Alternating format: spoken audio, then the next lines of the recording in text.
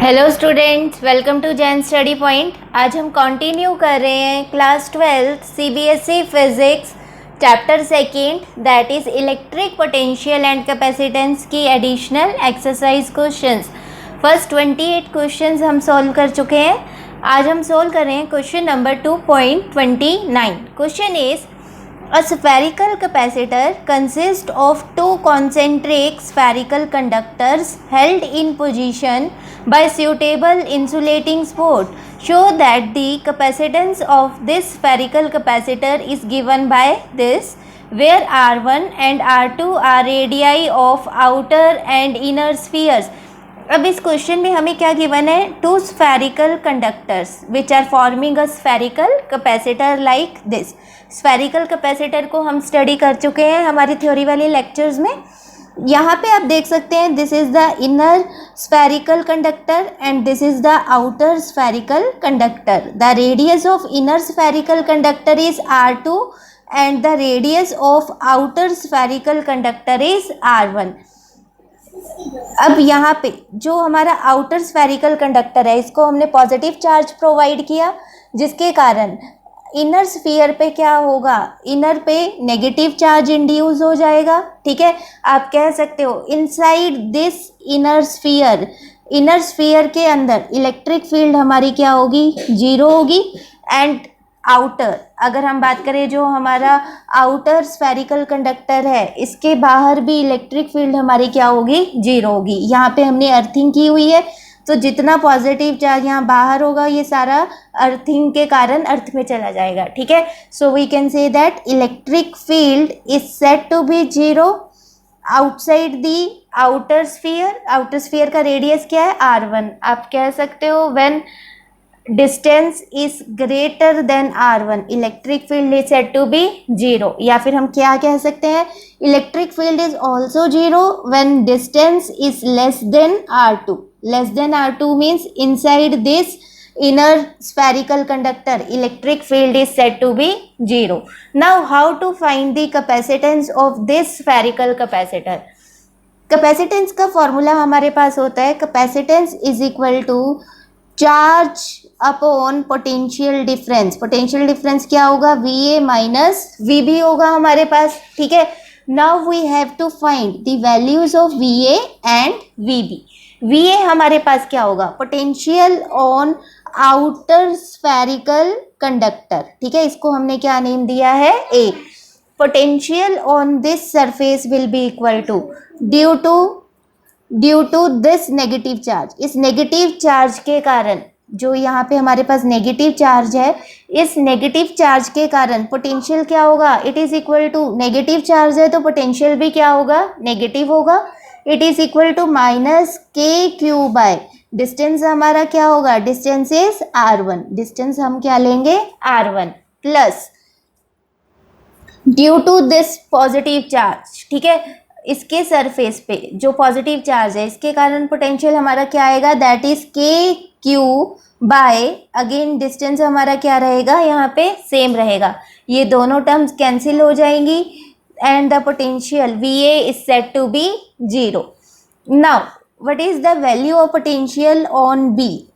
जो हमारा inner spherical conductor है, यहाँ पे पोटेंशियल क्या होगा? Due to this negative charge, इस नेगेटिव चार्ज के कारण पोटेंशियल क्या होगा? अब हम डिस्टेंस क्या लेंगे? R2। Potential being a scalar quantity, अगर चार्ज नेगेटिव है तो पोटेंशियल भी हमारा क्या होगा? नेगेटिव होगा। क्या वैल्यू होगी इसकी? Minus KQ by R2। इस पॉजिटिव चार्ज के कारण पोटेंशियल क्या होगा? That is equal to KQ by distance, इस केस में हमारा क्या आएगा? R1 आएगा। क्लियर? अब हम क्या करेंगे? यहाँ से KQ को कॉमन ले सकते हैं। हम क्या कर रहे हैं? माइनस KQ को कॉमन ले रहे हैं तो हमारे पास ब्रैकेट में क्या आएगा? यहाँ पे हमारे पास आ जाएगा 1 by R2 minus 1 by R1। Minus minus क्या हो जाएगा? यहाँ पे प्लस हो जाएगा। फिर हम इसको क्या करेंगे? फर्दर सॉल्व करेंगे। ठीक है, this is the value of VB। LCM ले लेते हैं यहाँ पे। VB is equal to minus K into Q। LCM लेंगे तो क्या बनेगा? यहाँ पे हमारे पास R1 minus R2 upon R1 into R2. Clear? Now we put the value of VA and VB in this equation. ठीक है, हम इस इक्वेशन में VA एंड VB इन दोनों की वैल्यूज को पुट करेंगे. तो कैपेसिटेंस हमारे पास क्या बनेगा? Capacitance is equal to charge per unit potential difference. VA की वैल्यू हमारे पास क्या है? 0. It becomes minus as it is into VB हमारा क्या है? Minus KQ into R1 minus R2 upon R1 into R2 like this. ठीक है, अब हम इसको फर्दर सोल्व करते हैं. Minus minus become plus. Capacitance will be equal to Q upon KQ into R1 minus R2 upon R1 into R2. Charge से charge cancel हो जाएगा. K क्या होता है? K is 1/4 pi epsilon not. ठीक है, जब हम वैल्यूज पुट करेंगे तो हमारे पास क्या बनेगा? यहाँ पे क्या आ जाएगा? 1/4 pi epsilon not.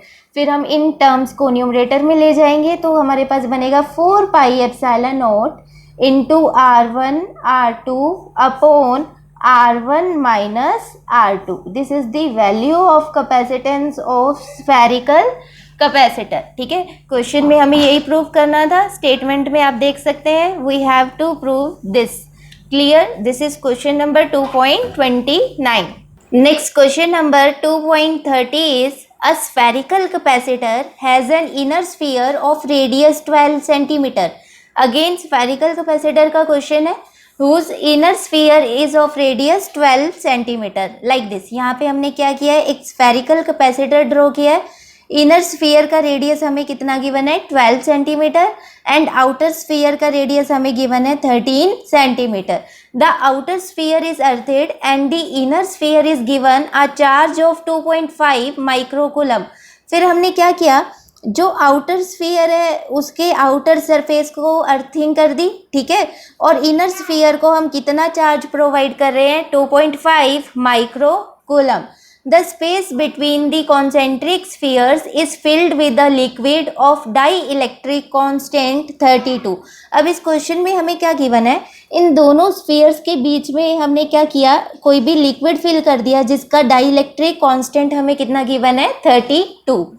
Determine the capacitance of the capacitor. A part में we have to find the capacitance of this capacitor. अभी हमने इससे पहले वाले क्वेश्चन में कैपेसिटेंस का फॉर्मूला डिराइव किया था. फॉर्मूला हमारे पास क्या आ रहा था? Formula is 4 pi epsilon naught R1 into R2 by R1 minus R2. ये फॉर्मूला हमारे पास बन रहा था. R1 यहाँ पे क्या था? R1 is the radius of outer sphere.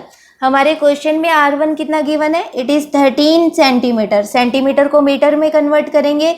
It becomes 13 into 10 raised to power minus 2 meter. The radius of the inner sphere is 12 centimeter. Again इसको मीटर में कन्वर्ट करेंगे. It becomes 12 into 10 raised to power minus 2 meter. Clear? Now we have to put these values. अब हमारे पास क्या है? Dielectric constant K भी given है. तो कैपेसिटेंस का फॉर्मूला हमारा इस केस में क्या बनेगा? Capacitance is equal to K into 4 pi epsilon naught into R1 into R2 by R1 minus R2. Clear? ये हमने पहले भी स्टडी किया हुआ है. डाइलेक्ट्रिक मटेरियल प्लेस करने से कैपेसिटेंस क्या होती है? इंक्रीज हो जाती है. थ्योरी वाले लेक्चर्स में हमने बहुत अच्छे से डिस्कस किया हुआ है ये. Now we have to put the values of these terms. Capacitance becomes K dielectric constant है, इसकी वैल्यू हमें गिवन है 32 into 4 pi epsilon naught. 4 pi epsilon naught की वैल्यू हमारे पास क्या होगी? 1/9 into 10 raise to power 9. R1 हमारे पास है 13 into 10 raise to power minus 2 metre.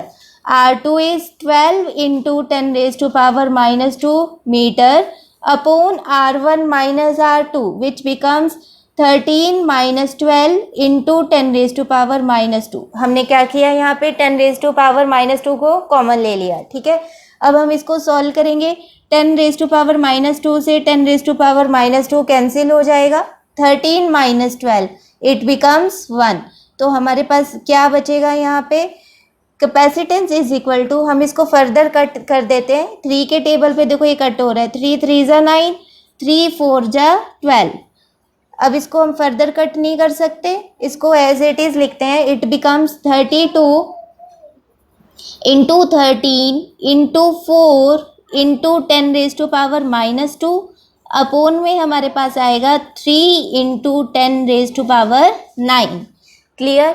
It becomes, on solving it becomes 1664 into 10 raised to power -2 into, जब हम इसे न्यूमरेटर में लेके जाएंगे पावर नेगेटिव हो जाएगी, it becomes 10 raised to power -9 upon 3। Now we convert it into decimal form। जब हम 1664 को 3 से डिवाइड करेंगे तो डेसिमल फॉर्म में हमारे पास आंसर आएगा, that is equal to 554.6 into, base same है, दोनों टर्म्स मल्टीप्लिकेशन में है तो पावर्स ऐड हो जाएंगी, -2 -9 becomes -11। Now this is your capacitance. इसके ऐसा यूनिट्स हम क्या यूज करेंगे, farad. Now to write it into standardized form, standardized form में लिखने के लिए हम क्या करेंगे, हम इसको ऐसे लिखेंगे, यहाँ पे डेसिमल को यहाँ पे 2 डिजिट्स हम यहाँ पे कन्वर्ट करेंगे, यहाँ पे बन जाएगा ये 5.54 into 10 raise to power -9 farad. Clear? This is your answer. Now the B part of the question is, what is potential of inner sphere? Now we have to find the potential of this inner sphere। potential का formula apply करेंगे, potential is equal to charge per unit capacitance. Charge हमारे पास कितना है inner sphere का, it is 2.5 micro coulomb, it becomes 2.5 into 10 raise to power -6 coulomb upon capacitance. Capacitance अभी हमने solve की है, कैपेसिटेंस हमारे पास आ रही है 5.5 into 10 raise to power -9 farad.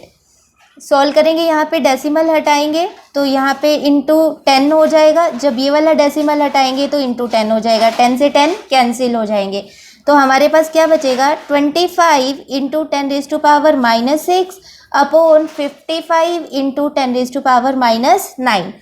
अब हम इसको 5 के टेबल पे कट करेंगे, 5 5 जा 25, 5 11 जा is 55। It becomes 5/11 into 10 raise to power -6, -9 को न्यूमरेटर में ले जाएंगे तो पावर क्या हो जाएगी, पॉजिटिव हो जाएगी। ठीक है, बेसिस सेम है, पावर्स ऐड हो जाएंगी, -6 + 9 बिकम्स 3। ठीक है, it becomes 5/11 into 10 raise to power 3। Now अब हम इसको ऐसे लिख सकते हैं, 50/11 इंटू 10 रेज टू पावर 2।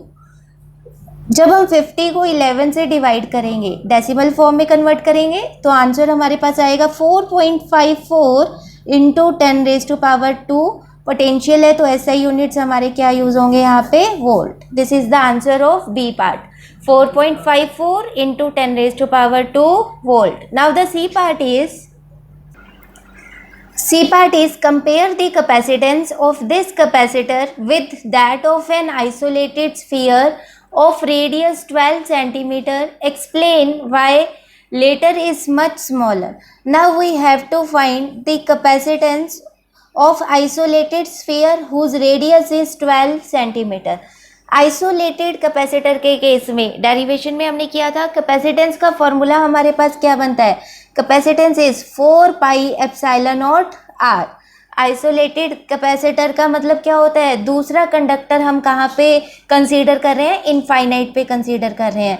जैसा कि हमें पता है कैपेसिटर में हम 2 कंडक्टर्स को लेते हैं which are parallel to each other, but isolated capacitor के केस में सेकंड कंडक्टर हम कहाँ पे कंसीडर करते हैं, इनफाइनाइट पे कंसीडर करते हैं। ठीक है, कैपेसिटेंस का फॉर्मूला हमारा इस केस में क्या बनता है, 4πε0 r। 4πε0 की वैल्यू हमारे पास क्या होगी, it is 1/9 into 10 raise to power 9 into r। r is the radius of the spherical isolated conductor. ठीक है, रेडियस हमें कितना गिवन है, it is 12 centimetre, it becomes 12 into 10 raise to power -2 metre. हम इसको सोल्व करेंगे, 3 के टेबल पे कट करेंगे, 3 3 जा 9, 3 4 जा 12, it becomes 4 by 3 into 10 raised to power minus 2 into 10 raised to power minus 9. Basis same है, अगेन पावर्स ऐड हो जाएंगी, it becomes 4 by 3 into 10 raise to power minus 11. 4 by 3, जब हम 4 को 3 से डिवाइड करेंगे तो हमारे पास क्या आंसर आएगा, 1.33 into 10 raise to power minus 11 farad. Capacitance के ऐसा यूनिट्स हम क्या यूज करेंगे, farad. This is our answer. अगर हम दोनों कैपेसिटेंस का कंपैरिजन करें, इस स्फेरिकल कैपेसिटर का हमारे पास कैपेसिटेंस क्या आ रही थी, इसकी कैपेसिटेंस थी हमारे पास 5.54 into 10 raise to power minus 9 farad. अब अगर इन दोनों वैल्यूज़ को कंपेयर करो तो हम कंसीडर कर सकते हैं कि जो ये वाली वैल्यू है, आइसोलेटेड कंडक्टर, आइसोलेटेड कैपेसिटर की जो कैपेसिटेंस है, it is very less in compare to this. इससे हमें क्या कॉन्क्लूजन मिल रहा है, क्या कॉन्क्लूड कर रहे हैं कि जब हम क्या करेंगे, यहाँ पे कोई भी अर्थेड कंडक्टर, अर्थेड आउटर कंडक्टर को कनेक्ट करेंगे तो पोटेंशियल क्या हो जाएगा, इसका डिक्रीज हो जाएगा. पोटेंशियल डिक्रीज होगा तो इसका कैपेसिटेंस क्या करेगा, इंक्रीज करेगा. This is very important result. ठीक है, जब भी हम किसी आइसोलेटेड कंडक्टर के अक्रॉस कोई भी अर्थेड कंडक्टर कनेक्ट करेंगे तो उसका पोटेंशियल क्या करेगा, डिक्रीज करेगा, जिसके कारण कैपेसिटेंस इंक्रीज करेगा. Clear? This is question number 2.30. Question 2.31 is, A part of the question is, two large conducting spheres carrying charges Q1 and Q2 are brought close to each other. इस question में हमें क्या given है, to conducting spheres given है like this. Let this is the first sphere and this is the second sphere. First sphere पे कितना charge given है हमें, Q1. सेकेंड स्फीयर पे कितना चार्ज गिवन है, Q2. Are brought close to each other. Is the magnitude of electrostatic force between them exactly is given by this, where r is the distance between their centers. अब question क्या है, अब हम इन दोनों charge spheres को एक दूसरे के क्लोज लेके आ रहे हैं. ठीक है, दोनों पे पॉजिटिव चार्ज है, जिसके कारण चार्ज क्या होगा, रीडिस्ट्रीब्यूट होगा. Charge positive positive repel each other. Positive charge क्या करेंगे, एक दूसरे को रिपेल करेंगे लाइक दिस. ठीक है, this is the distance between their centre. ये हमें कितना गिवन है, आर. जब ये चार्जेस एक दूसरे को रिपेल करेंगे तो उनका जो सेंटर है, ठीक है, सेंटर यहाँ पे लाई नहीं करके कुछ इस तरह से लाई करेगा रिपल्शन के कारण. Let this is the centre of first sphere and this is the centre of second sphere. यहाँ पे हम क्या नोटिस कर रहे हैं, जब हम इन दोनों कंडक्टिंग स्फीयर्स को एक दूसरे के क्लोज लेके आए तो रिपल्शन हुआ, जिसके कारण जो इनका इफेक्टिव डिस्टेंस होगा, ठीक है, उसको हम रिप्रेजेंट कर रहे हैं R dash. You can say that R dash is greater than this original distance R. Force, as we know that force is inversely proportional to are square. ये हमने डिस्कस किया हुआ है कूलम्स फोर्स में. Force का formula क्या होता है, it is 1/4 pi epsilon naught Q1 Q2 by R square. जब डिस्टेंस इंक्रीज करेगा, जब डिस्टेंस इंक्रीज करेगा तो फोर्स क्या करेगा, डिक्रीज करेगा. इसका मतलब क्या हुआ, इस केस में जो हमारा इफेक्टिव फोर्स होगा उसको हम रिप्रेजेंट करें एफ डैश से. That will be less than the original force. Original force हमारे पास क्या है, original force is 1/4 pi epsilon naught Q1 Q2 by R square. It means जो हमारा इफेक्टिव फोर्स होगा that is not equal to this force, it is somewhat less than this original force. अब second case इसी question में हम discuss कर रहे हैं. लेट कर लो, first sphere is positively charge and second sphere is negatively charge. यहाँ पे हम क्या ले रहे हैं, पॉजिटिव चार्ज ले रहे हैं और यहाँ पे हम क्या ले रहे हैं, नेगेटिव चार्ज ले रहे हैं. जब इन दोनों स्फीयर्स को हम एक दूसरे के क्लोज लेके आएंगे, let the original separation between these two spheres is R. जब हम इन दोनों स्फीयर्स को, अट्रैक्शन होगा चार्जेस के बीच में, उनकी डिस्ट्रीब्यूशन क्या होगी, नॉन यूनिफॉर्म डिस्ट्रीब्यूशन. चार्जेस क्या करेंगे, एक दूसरे को अट्रैक्ट करेंगे, जिसके कारण जो उनके सेंटर ऑफ मास है वो शिफ्ट करेंगे like this. This is the centre of first sphere and this is the centre of second sphere. अब आप इस केस में देख सकते हैं जो हमारा इफेक्टिव डिस्टेंस है that is less than the original distance. Distance इस केस में क्या कर रहा है, डिक्रीज कर रहा है, तो फोर्स क्या करेगा, इंक्रीज करेगा। We can say that effective force is somewhat greater than the original force. Clear. इस केस में अगेन हमारी जो इफेक्टिव फोर्स होगी that is not equal to 1/4 pi epsilon naught Q1 Q2 by R square, it is somewhat greater than this original force. This is our A part. B part is if Coulomb's law involved 1/r cube dependence instead of 1/r square, will Gauss law be still true? अब इस question में हमें ये बताना है कि अगर Coulomb's law, हमें पता है कूलम्ब्स लॉ में force is inversely proportional to 1/r square. अब क्वेश्चन में हमें ये कह रहे हैं कि अगर फोर्स डिपेंड कर रही है 1/r क्यूब तो क्या गॉस लॉ एप्लीकेबल होगा? Answer is no. रीज़न क्या है अब हम अभी डिस्कस कर रहे हैं। अकॉर्डिंग टू गॉस लॉ, अगर हम गॉस लॉ की बात करें, according to Gauss law flux का फॉर्मूला हमारे पास क्या होता है, it is closed integral of E dot ds is equal to Q by epsilon naught. Q यहाँ पे क्या होता है, charge enclosed inside the Gaussian surface. Electric field यहाँ पे क्या है, it is 1/r square dependent. ठीक है, अगर हम SI यूनिट्स को कंपेयर करें, यहाँ पे इलेक्ट्रिक फील्ड के यूनिट्स हमारे पास क्या होते हैं, इट इज़ न्यूटन पर कूलम, एरिया के क्या होते हैं, मीटर स्क्वायर। अगर हम राइट साइड जो हमारे पास टर्म है इसके यूनिट्स को यहाँ पे नोट करें तो चार्ज के यूनिट्स हमारे पास क्या होते हैं, कूलम। एप्सिलॉन नोट क्या होता है, परमिटिविटी ऑफ फ्री स्पेस, इसके यूनिट्स हमारे पास क्या होते हैं, कूलम स्क्वायर पर न्यूटन मीटर स्क्वायर, ये यूनिट्स होते हैं हमारे पास परमिटिविटी के। यहाँ पे आप देख सकते हैं एक कूलम कैंसिल हो जाएगा, हमारे पास यहाँ पे क्या आएगा, न्यूटन मीटर स्क्वायर पर कूलम। यहाँ पे यूनिट्स क्या हो रहे हैं, मैच कर रहे हैं, left hand side is equal to right hand side.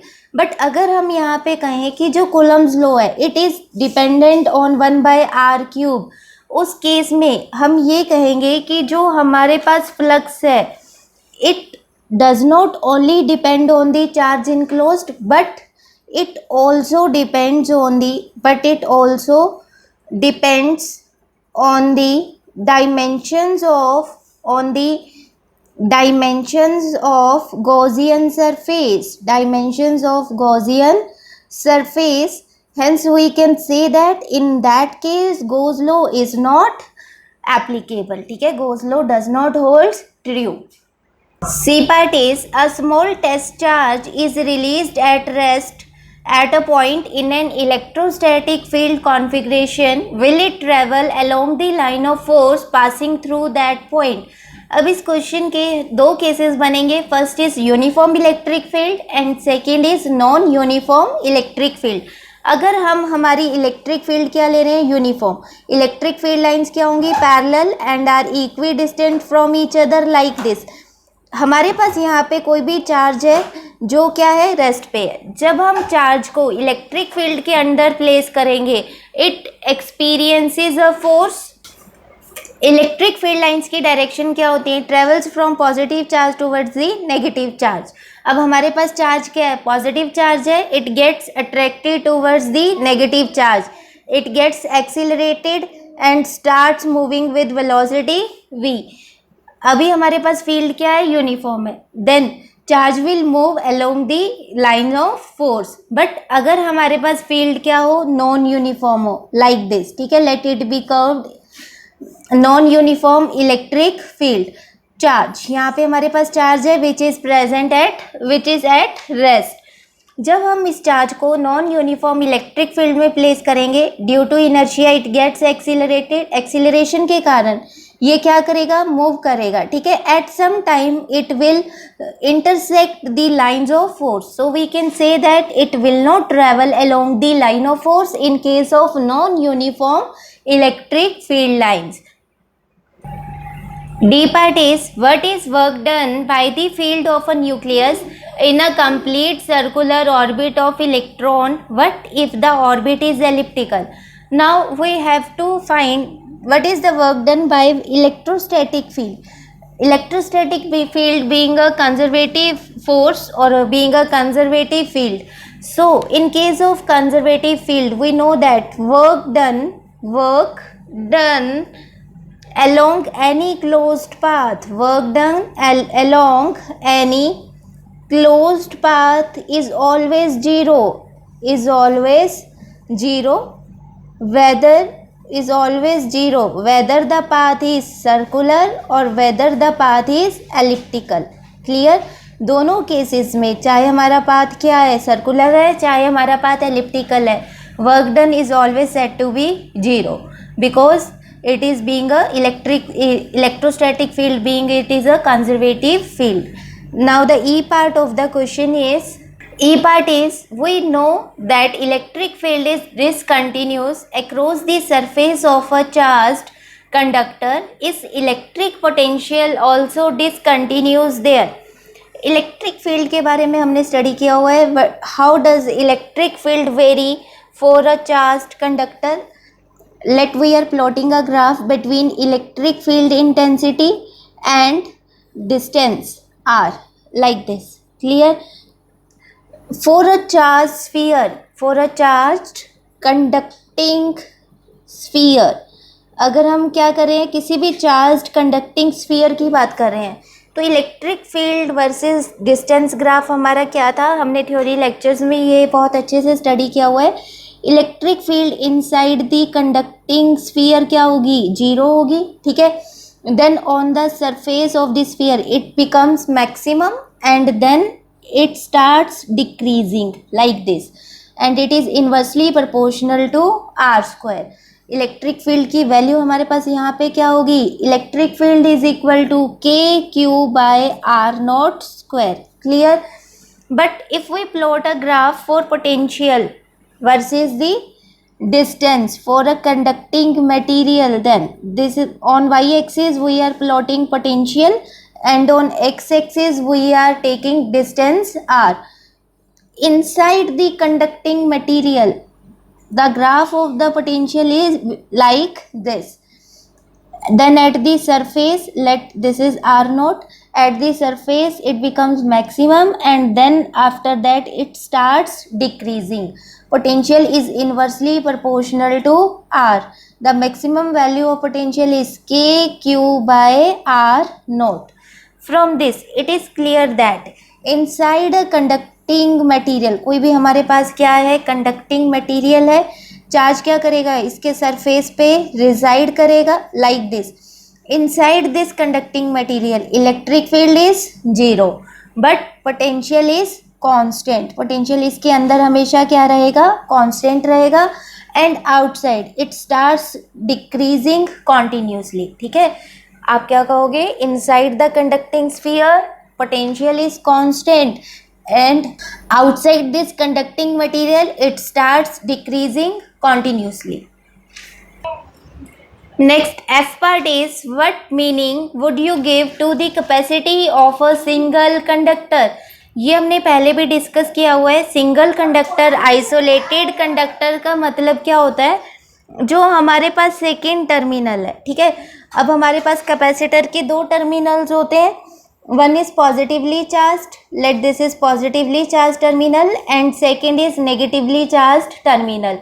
Isolated conductor के केस में जो सेकेंड टर्मिनल होगा that is present at infinite. ठीक है. ये कहाँ पे प्रेजेंट होगा, it is present at infinite distance. This is the meaning of isolated और a single conductor. G part is, guess a possible reason why water has a much greater dielectric constant K is equal to 80 than mica, K is equal to 6. इसका answer बहुत ही simple है.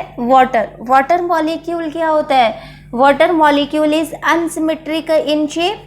ये हमने discuss किया हुआ है. Water molecule is unsymmetrical in shape, so it has permanent dipole moment. इसके पास क्या प्रेजेंट होती है, it has permanent dipole moment, due to which we can say that its dielectric constant is greater than that of the mica. This is question number 2.31. Question 2.32 is a cylindrical capacitor has two coaxial cylinders of length 15 cm and radii 1.5 and 1.4 cm. जैसे कि हमने यहाँ figure में draw किया हुआ है, a cylindrical capacitor which has two coaxial cylinder. The radius of inner cylinder is 1.4 cm and the radii of outer cylinder is 1.5 cm and the length of the cylinder is 15 cm. The outer cylinder is earthed, यहाँ पे हमने outer की earthing कर दी है, and inner cylinder is given a charge of 3.5 microcoulomb, जिसके कारण inner cylinder पे positive charge produce होगा. इस पॉजिटिव चार्ज के कारण आउटर सिलेंडर के इनर सरफेस पे नेगेटिव चार्ज इंड्यूस हो जाएगा, like this. Clear. Next, determine capacitance of system and potential of the inner cylinder. Capacitance of a cylindrical capacitor, इसका formula हमारे पास होता है capacitance is 2 pi epsilon naught into L. L क्या है? Length of cylinder upon natural log of radius of outer cylinder by radius of inner cylinder. ये formula हमारे पास होता है of the capacitance of a cylindrical capacitor. Now we have to put the values of each term. Capacitance is equal to 2 pi epsilon naught into length of cylinder. Length कितनी given है हमें? 15 centimetre. It becomes 15 into 10⁻⁻2 metre upon natural log को log raise to the power 10 में अगर हम convert करेंगे तो कैसे लिखेंगे? इनटू करते हैं हम 2.303 into log base 10 into bracket में हमारे पास क्या? रेडियस ऑफ आउटर सिलेंडर कितना है? 1.5 centimetre. It becomes 1.5 into 10⁻⁻2 metre upon radii of inner cylinder, that is 1.4 into 10⁻⁻2 meter. Now we have to solve. -2 cancel हो जाएगा. 2 पाई एप्सिलॉन नॉट. अब या तो आप यहाँ पे 2 की वैल्यू फिर पाई की वैल्यू 3.14. एप्सिलॉन नॉट क्या होता है? Permittivity of free space. उसकी वैल्यू हमारे पास होती है 8.85 इंटू 10⁻⁻12. या तो हम ये सारी वैल्यूज़ पुट करें या फिर हम इसको क्या कर सकते हैं, हम इसको 2 से मल्टीप्लाई कर देते हैं और 2 से डिवाइड कर देते हैं. ऐसे तो हम कर सकते हैं. 2 pi epsilon naught into 2 becomes 4 pi epsilon not. अब 4 पाई एप्सिलॉन नॉट की डायरेक्ट वैल्यू हमारे पास क्या होगी? 1/9 इंटू 10⁻9. तो हमारी कैलकुलेशन थोड़ी सी सिंपल हो जाएगी. हम क्या करेंगे यहाँ पे? 2 pi epsilon naught into 2, it becomes 4 pi epsilon not. इसकी वैल्यू डायरेक्ट पुट कर देते हैं. 1/9 इंटू 10⁻9 इंटू 15 इंटू 10⁻⁻2 अपॉन में हमारे पास क्या है? 2.303 इंटू log 10 अपॉन डेसिमल हटाएंगे, कैंसिल हो जाएंगे. 1.5 का डेसिमल हटाएंगे, यहाँ पे 10 आएगा. 1.4 का डेसिमल हटाएंगे, यहाँ पे 10 आएगा. 10 से 10 कैंसिल हो जाएगा. It becomes 15/14 into 2. Now solving this, 3 के टेबल पे से कट करेंगे. 3 3 जा 9, 3 5 जा 15. यहाँ पे हम log की प्रॉपर्टी अप्लाई करेंगे. log m/n is equal to log m minus log n. Capacitance becomes 5 into 10⁻⁻2 upon 3 2 जा 6 into 2.303 into 10⁻9. It becomes log 15 minus log 14. Now from the log table we put the values of log 15 and log 14. On solving it, the capacitance becomes 1.2 into 10⁻⁻10 farad. Clear? This is the value of capacitance of a cylindrical capacitor. Now we have to find the potential of the inner cylinder. For this we apply the formula of potential. Potential is equal to charge per unit capacitance. Charge कितना given है हमें inner cylinder पे, it is 3.5 micro coulomb, it becomes 3.5 into 10 raised to power minus 6 coulomb upon capacitance. Capacitance is 1.2 into 10 raised to power minus 10 farad. Decimal हटाएंगे हम, it becomes 35 upon 12 into 10 raised to power minus 6 plus 10 becomes 10 raised to power 4. Now on solving it, 35 by 12 हम इसको decimal form में convert करेंगे. The answer is 2.9 into 10 raised to power 4 volt. This is the value of potential of the inner cylinder. Question number 2.33 is a parallel plate capacitor is said to be designed with the voltage rating 1 kilovolt. Potential इस case में हमें कितना given है 1 kilovolt. That means it is equal to 1000 volt using a material of dielectric constant 3. K की value हमें कितनी given है इस क्वेश्चन में 3 and dielectric strength about 10 raised to power 7 volt per meter. Dielectric strength हमें कितनी given है, dielectric strength which is equal to 10 raised to power 7 volt per meter. Question में हमें गिवन है dielectric strength is the maximum electric field a medium can tolerate without breakdown. ये हमने theory में discuss कर लिया था बहुत अच्छे से. For safety we should like the field never to exceed say 10% of the dielectric strength. हमारे पास इलेक्ट्रिक फील्ड फिर इस केस में क्या होगी, electric field is equal to 10% of dielectric strength.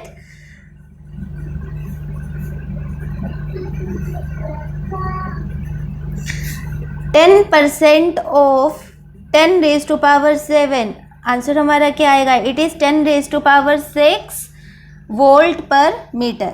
Clear. Electric field हमारे पास कितनी आ रही है 10 raise to power 6 volt per metre. Capacitance हमारे पास कितनी है, capacitance is 50 pico farad. Capacitance इस केस में फिक्स्ड है, that is 50 picofarad. It becomes 50 into 10 raised to power minus 12 farad. Now what is the potential, what is the formula of electric field? Electric field is equal to potential per unit d.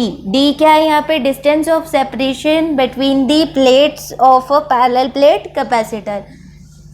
d हमारे पास यहाँ पे क्या होगा, d is v by e. Clear.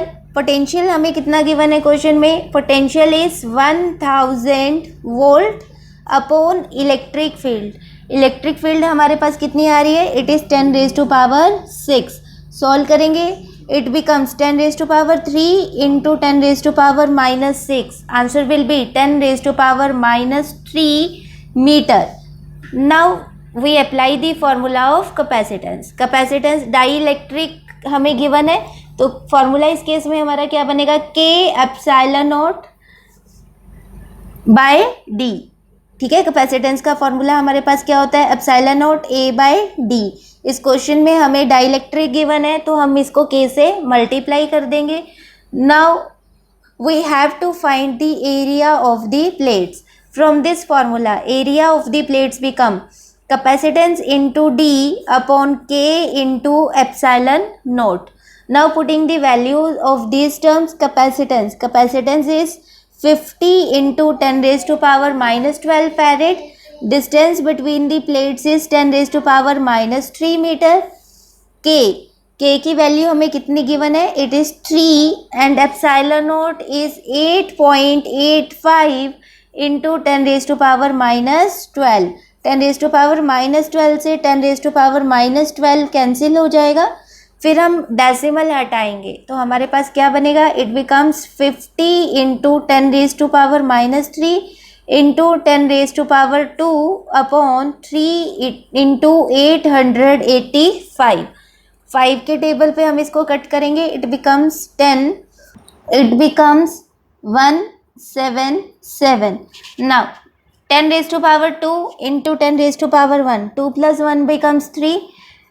It becomes 10 raised to power 3 minus 3 upon 3 into 177. 3 minus 3 becomes 0 upon 3 into 177 becomes 5, 3, 1. 10 raised to power 0. Answer is 1 by 5, 3, 1. जब हम इसको decimal form में कन्वर्ट करेंगे तो हमारे पास आंसर आएगा 0.0019.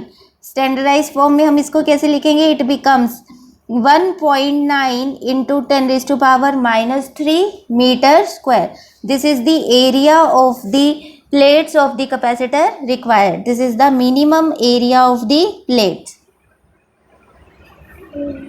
Question 34th is describe schematically the equipotential surfaces corresponding to a constant electric field in the z direction. अब इस क्वेश्चन में हमें क्या गिवन है? Constant electric field, uniform electric field in the z direction. Let this is the z axis and electric field is uniform in this direction. Clear? Now we have to draw the equipotential surfaces. Equipotential surfaces will be parallel to xy plane.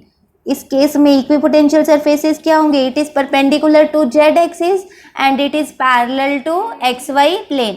तो हम इस तरह से यहाँ पे equipotential surfaces को draw कर सकते हैं like this. These are the equipotential surfaces which are parallel to the XY plane and perpendicular to the Z axis, and these planes are equidistant from each other. Let the potential of this equipotential surface is V1, this is V2 and this is V3. The potential difference remains same. V2 minus V1 is equal to V3 minus V2. Clear? B part is a field that uniformly increases in magnitude but remains in a constant say z direction. Now in this question, field remains in z direction but it is increasing in magnitude. So equipotential surfaces will be parallel to x y plane like this. Equipotential surface इस case में हमारे क्या होंगे? The planes parallel to x y plane and perpendicular to z axis. But field is increasing in magnitude, so you can say that the distance between the equipotential surface goes on decreasing. ठीक है, like this. The potential, let the potential of first equipotential surface is V1, it's V2 and third is V3. Potential difference remains same, but distance between the equipotential surface goes on decreasing as the electric field goes on increasing. C part is a single positive charge is present at the origin. Let we are considering the coordinate system here like this. This is x axis, y axis and this is z axis. This is the origin. At origin positive charge q is present. Then due to this positive charge, electric field lines are radially outward like this, and the equipotential surface will be concentric spheres. ठीक है, equipotential surface are concentric spheres with origin at the with center at the origin like this. but जैसे जैसे ये distance increase करेगा, electric field क्या होगी? Decrease होगी. The distance between concentric sphere goes on increasing.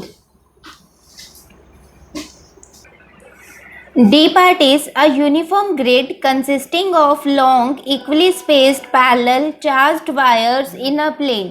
इस केस में क्या होगा? मान लो हमारे पास क्या है, इस तरह से वायर्स हैं विच आर चार्ज. ठीक है, a grid of wires. ठीक है, uniform grid like this. This is x axis, this is y axis and the z axis is outward. ठीक है, यहाँ पे आप z एक्सिस को ड्रॉ कर सकते हो या फिर आप यहाँ पे ऐसे आउटवर्ड. ठीक है, z axis is pointing outward.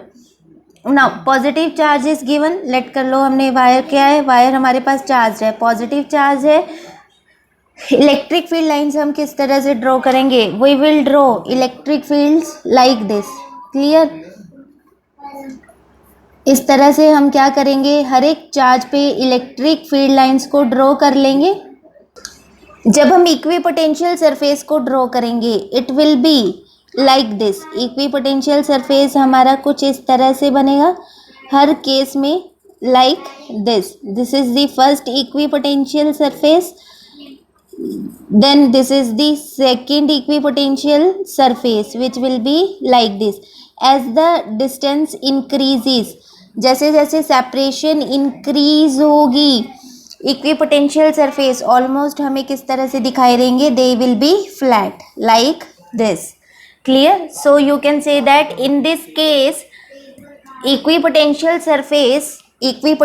surface have shape which changes periodically, shape which changes periodically। shape आप देख सकते हो, shape is changing periodically at far off distances। अगर हम बहुत ज़्यादा लार्ज सेपरेशन की बात करें, at far off distances from grid, at far off distances from grid, the shape of equipotential surface, the shape of equipotential surface becomes parallel to grid itself, becomes parallel to grid itself, or you can say that they become flat, Next, question number 35 is, in a Van de Graaff generator, a small spherical metal shell is to be 15 into 10 raised to power 6 volt. Potential इस case में हमें कितना given है? Potential is 15 into 10 raised to power 6 volt. Next, the dielectric strength of the gas surrounding the electrode is, dielectric strength of the material हमें कितनी given है? Dielectric strength of the gas surrounding the electrode is 5 into 10 raised to power 7 volt per meter. What is the minimum radius of the spherical shell required? इस case में we have to find the radius of the spherical shell and that radius will be minimum.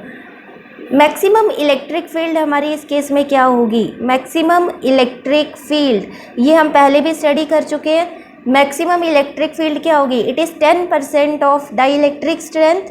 अगर इससे ज़्यादा electric field हम apply करेंगे तो breakdown हमारी हो सकती है, ठीक है। इसलिए हम 10% of dielectric strength electric field he apply करते हैं, ठीक है।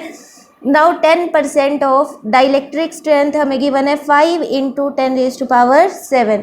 जब हम इसको सॉल्व करेंगे तो हमारे पास आंसर क्या आ रहा है? यहाँ पे कैंसिल हो जाएगा, 5 into 10 raised to power 6 volt per metre. This is the maximum electric field. Now electric field का फॉर्मूला क्या होगा? Electric field is equal to potential per unit distance.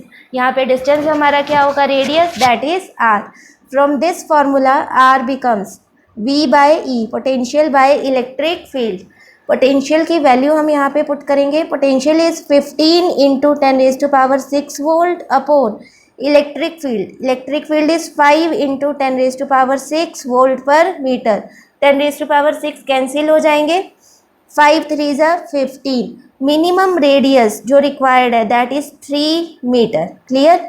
ये हमारे पास किसकी वैल्यू आ रही है? This is the minimum radius of the shell required, that is approximately about 3 metre. अब इसी क्वेश्चन में हमसे क्या कह रहे हैं?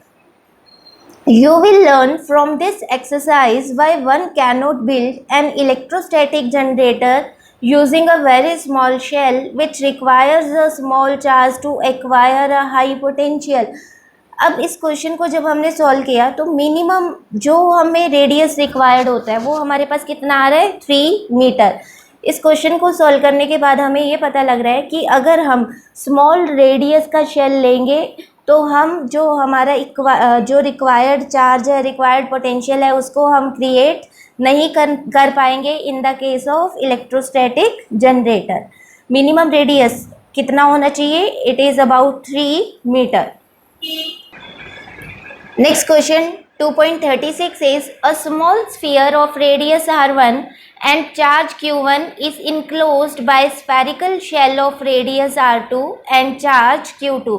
इस क्वेश्चन में हमें क्या गिवन है, एक स्फीयर गिवन है जिसका रेडियस क्या है r1 और इसके सरफेस पे कितना चार्ज रिजाइड कर रहा है q1।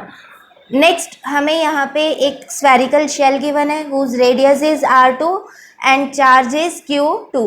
show that if q1 is positive charge will necessarily flow from sphere to the shell। हम क्या कर रहे हैं, जो हमारा ये चार्ज है q1 इसको हम पॉजिटिव कंसीडर कर रहे हैं, फिर हमने क्या किया, स्फीयर और शेल को एक वायर की हेल्प से कनेक्ट कर दिया। हमें ये प्रूव करना है कि जब हम स्फीयर और शेल को कनेक्ट करेंगे चार्ज फ्लो करेगा from sphere towards the shell no matter what the charge q2 on the shell is. अब यहाँ पे हम कैसे प्रूव कर सकते हैं कि चार्ज फ्लो करेगा from sphere to the shell. हमें पता है चार्ज हमेशा कौन सी डायरेक्शन में फ्लो करता है, it flows from higher potential to the lower potential. अगर हम ये प्रूव कर दें कि जो हमारा स्फीयर है इसका पोटेंशियल ज़्यादा है और शेल का पोटेंशियल लेस है, तो हम बहुत इजीली हमारे क्वेश्चन को प्रूव कर पाएंगे कि charge flows from higher potential to lower potential और charge flows from sphere to the shell. इसके लिए हम क्या करें, हमने इस तरह से क्वेश्चन पहले भी सॉल्व किए हैं। सबसे पहले हम करें find what is the value of potential on the shell. Potential on the shell क्या होगी, शेल पे कितना चार्ज है q2, शेल पे जो चार्ज है q2 उसके कारण शेल के सरफेस पे जो पोटेंशियल होगा उसको हम कैसे लिखेंगे, it is equal to k q2 by distance हमारा क्या है r2। क्लियर, इस तरह से हमने पहले भी क्वेश्चन सॉल्व किए हैं। प्लस ड्यू टू q1 के कारण शेल पे कितना पोटेंशियल होगा, that is equal to k q1 by distance, इस केस में अगेन हम क्या लेंगे r2। ठीक है, क्योंकि हम पोटेंशियल कहाँ पे कैलकुलेट कर रहे हैं, on the surface of shell. Now what is the potential on the surface of sphere. अगर हम स्फीयर के केस में बात करें, स्फीयर पे कितना चार्ज है q1, इसके खुद के चार्ज के कारण क्या पोटेंशियल होगा, it is equal to k q1 by r1 plus due to this shell, due to q2 के कारण स्फीयर पे कितना पोटेंशियल होगा, that is equal to k q2 by r2। ठीक है, क्लियर। अब हम इन दोनों पोटेंशियल्स को अगर कंपेयर करें तो ये वाली टर्म्स हम अगर ध्यान दें, k q2 by r2 k q2 by r2 दोनों में सेम है, दोनों का मैग्नीट्यूड क्या होगा, सेम। तो इसका मतलब पोटेंशियल हमारा किसके ऊपर डिपेंड कर रहा है, potential is depending on these two terms. अब शेल के केस में हमारे पास क्या है, it is k q1 by r2। Sphere के केस में हमारे पास क्या है, k q1 by r1।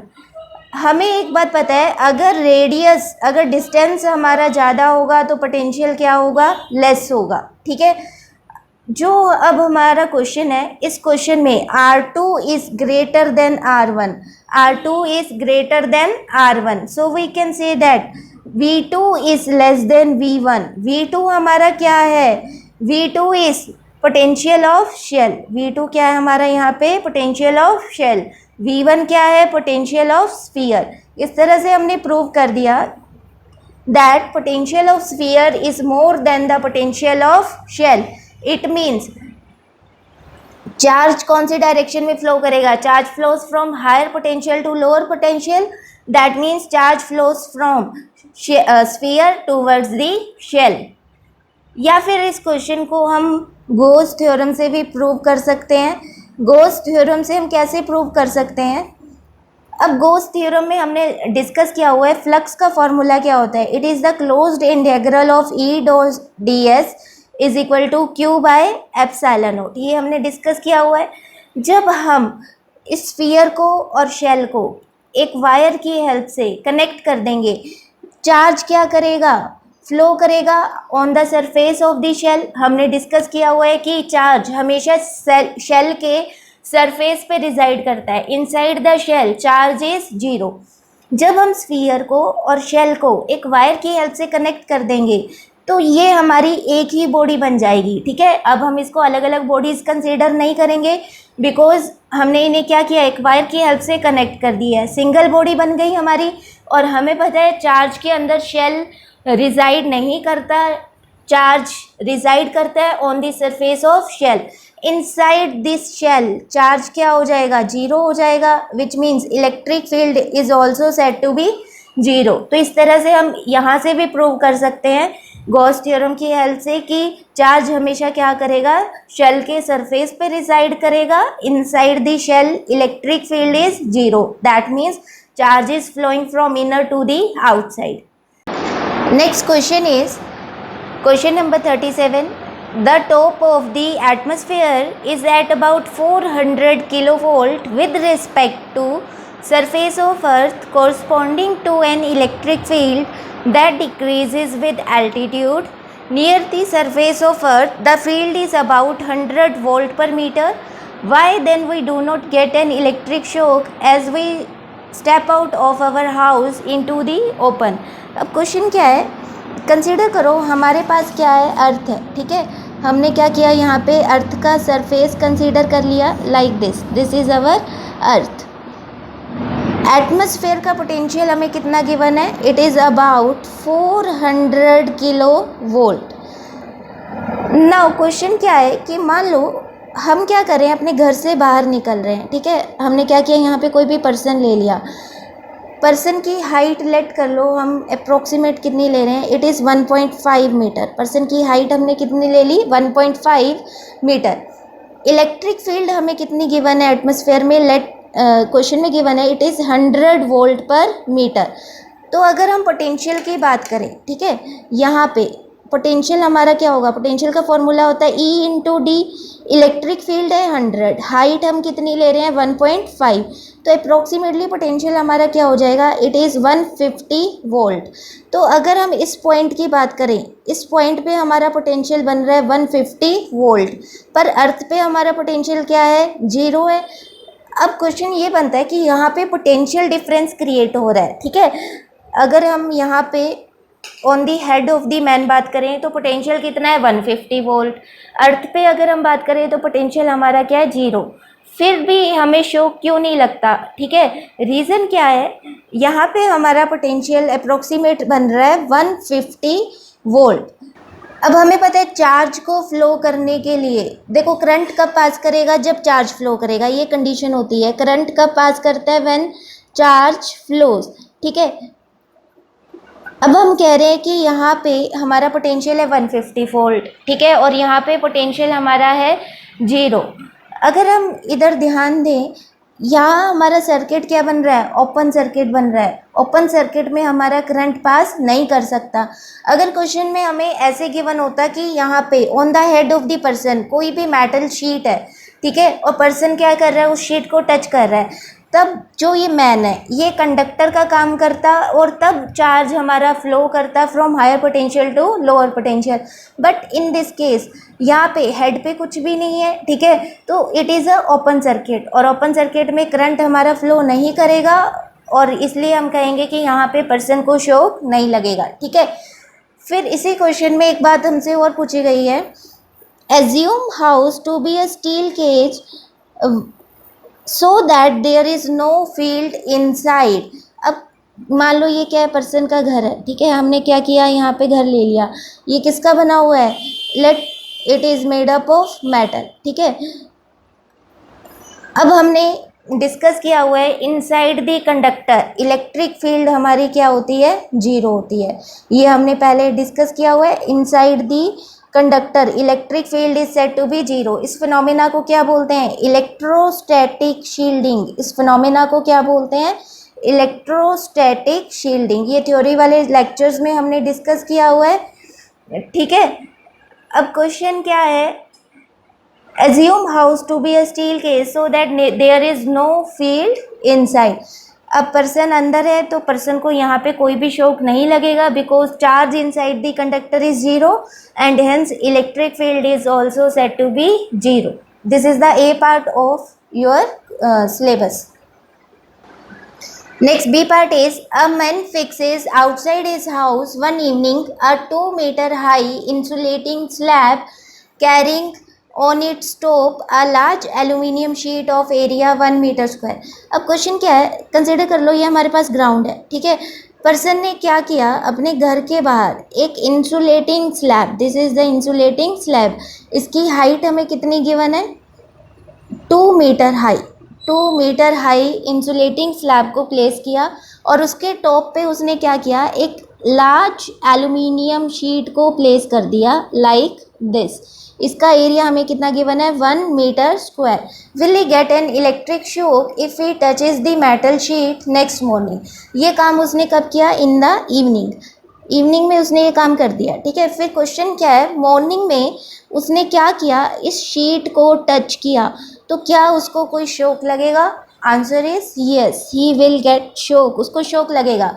Reason क्या है, जब उसने एल्यूमिनियम शीट को यहाँ पे प्लेस किया, ठीक है, एटमॉस्फेयर क्या है हमारा, चार्ज्ड है, अभी हमने ये पार्ट में डिस्कस किया था।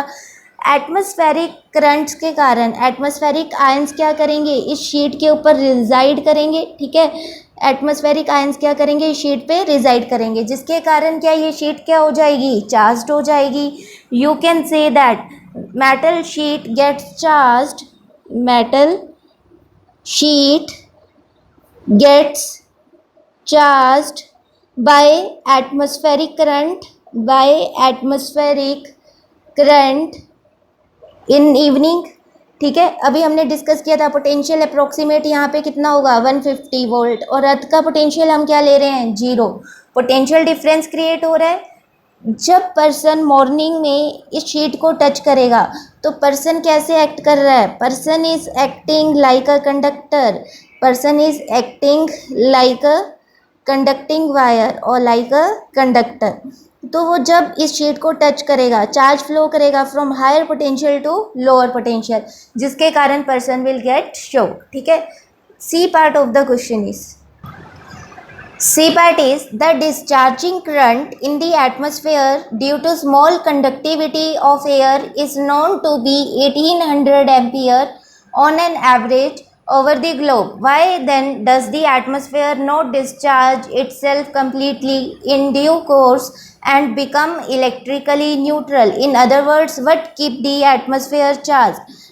अब हम क्या कर रहे हैं, यहाँ पे अर्थ कंसीडर कर रहे हैं like this is our earth.